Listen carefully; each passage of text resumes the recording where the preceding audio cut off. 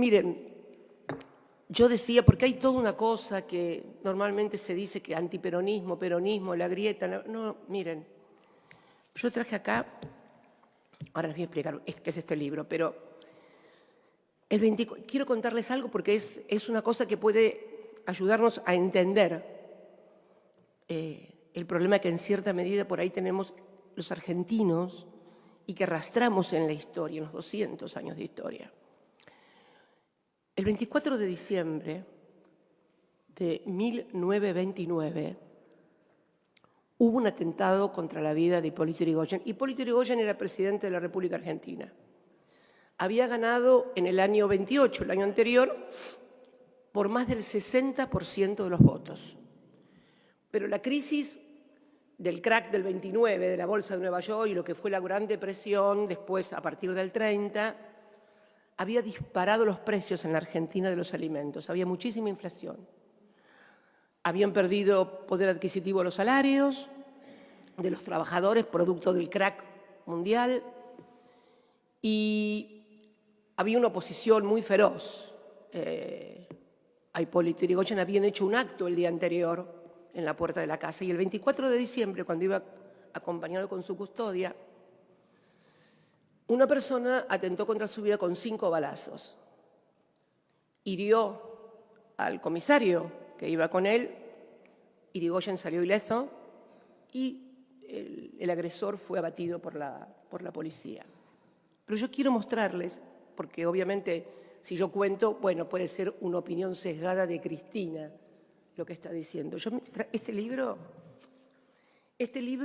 es del año 1929, es el diario de sesiones de este Senado. Diario de sesiones de este Senado. El atentado fue el 24 de diciembre, pero el 21 de enero del 30, hubo una sesión y obviamente los senadores, no había senadoras en ese momento, eran todos hombres. Todavía no había llegado a Perón con el voto femenino. Así que, miren, chicos, chicas, estábamos todos hombres.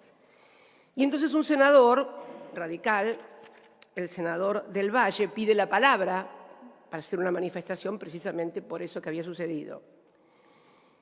Y miren lo que dice. Esto lo digo en nombre de la representación radical, con entera conciencia y tranquilidad.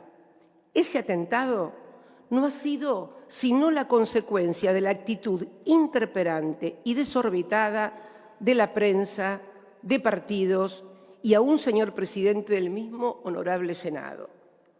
En la misma esquina del domicilio del doctor Yrigoyen se alzó una tribuna de escándalos y amenazas. O sea, fueron a hacer el acto en la puerta de la casa también de Yrigoyen. Cualquier similitud no es coincidencia. Y ese desgraciado, dice, que atentó contra la vida del primer mandatario y que tenía sus actividades próximas, oyó quizás allí por primera vez la incitación al crimen. Y dice, el país presenció las escenas bochornosas que tuvieron como escenario este recinto, todas las torpezas, todas las irreverencias posibles contra el primer mandatario. Algún señor senador habló de dictadura, de despotismos, de tiranos, que recordó la Revolución Francesa y habló de la guillotina, 1930. Va a ser un siglo y ya había amenazas de guillotinas por no compartir una opinión política. ¿Qué le contesta la oposición? Senador Vidal, de Corrientes. Se ha querido mezclar este hecho del atentado contra el presidente de la República con la política actual. Se ha querido relacionarlo con la acción benéfica de la oposición y con la justa y saludable crítica de la prensa independiente, que es una verdadera insensatez condenar, etcétera, etcétera. En ese momento la prensa era el diario Crítica. Diario Crítica había sido creado en 1914 por Natalio Botana y llegó a vender 1 millón de ejemplares diarios, Toto, 1 millón. había 10 millones de argentinos en ese momento. Imagínense el poder de alguien que en una sociedad de 10 millones de personas nada más, concentradas la mayoría, obviamente aquí en Buenos Aires, vendía 1 millón de ejemplares diarios. Y lo más notable de todo esto es que el peronismo todavía no existía. O sea, vieron que ahora no, porque lo que pasó en los últimos 40 años, el peronismo, que esto, que el peronismo es responsable, que el peronismo... No existía el peronismo. Acá, Evita tenía 11 años y todavía no había salido de Junín. ¿Por qué traigo esto a colación? Y bueno, porque me parece que tenemos que examinarnos nosotros, la autopercepción que tenemos los argentinos de nosotros mismos y lo que somos.